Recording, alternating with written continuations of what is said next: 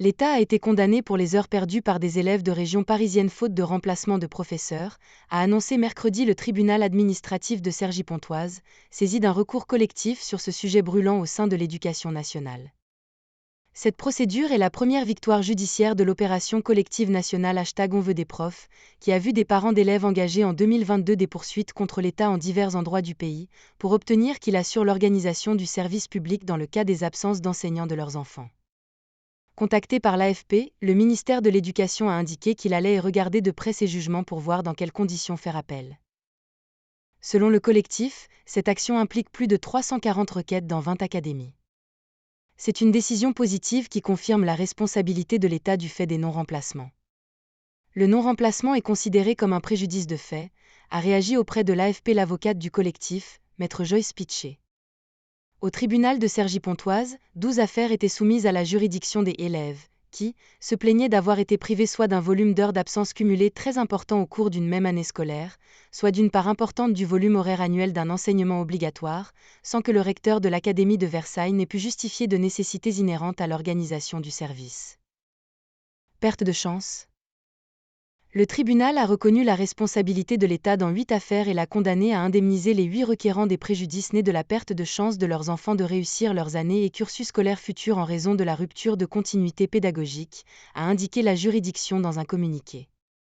Dans 2 jugements en date du 3 avril publiés sur son site, le tribunal a condamné l'État à verser 150 € aux familles au titre du préjudice subi, une somme est symbolique et a regretté leur avocate.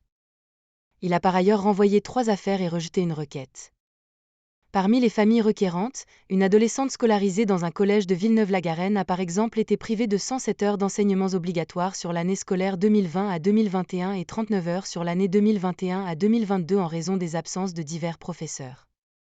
Une élève d'une école élémentaire de Cergy-Pontoise a elle perdu 30 jours de classe de CE2. Ce n'est pas la première fois que l'État est condamné sur le même fondement, depuis une jurisprudence de 1988, mais c'est la première fois que cela se produit dans le cadre d'un collectif, a déclaré maître Pitché. Chiffre débattu. L'Académie de Versailles n'a pas assisté ou été représentée à l'audience du 19 mars au tribunal. Contactée par l'AFP, elle n'avait pas réagi dans l'immédiat. Le sujet sensible des heures perdues avait été relancé en janvier dernier par l'éphémère ministre de l'Éducation Amélie Oudéa-Castéra. Celle-ci avait argué un parquet d'heures non remplacées dans le public pour expliquer son choix de mettre ses enfants à l'école privée parisienne Stanislas, lançant une vive polémique qui lui a coûté son poste. Le gouvernement cite régulièrement le chiffre de 15 millions d'heures d'enseignement perdues à cause d'absences non remplacées.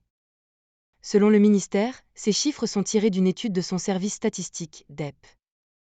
Elle indique que 8,8% des 175 millions d'heures dispensées dans le second degré, collège et lycée, en 2020 à 2021 n'ont pas été assurées, soit 15,4 millions d'heures. La Cour des comptes dans un rapport de 2021 a estimé que dans le secondaire, près de 10% des heures de cours avaient été perdues et en 2018 à 2019, en hausse de 24% sur un an, en raison principalement des difficultés de remplacement des absences de courte durée, de moins de 15 jours. La Cour des comptes estime ces absences de courte durée à près de 2,5 millions d'heures, dont seul un peu plus de 500 000 sont remplacées, une situation de moins en moins tolérée par les parents d'élèves voire les élèves.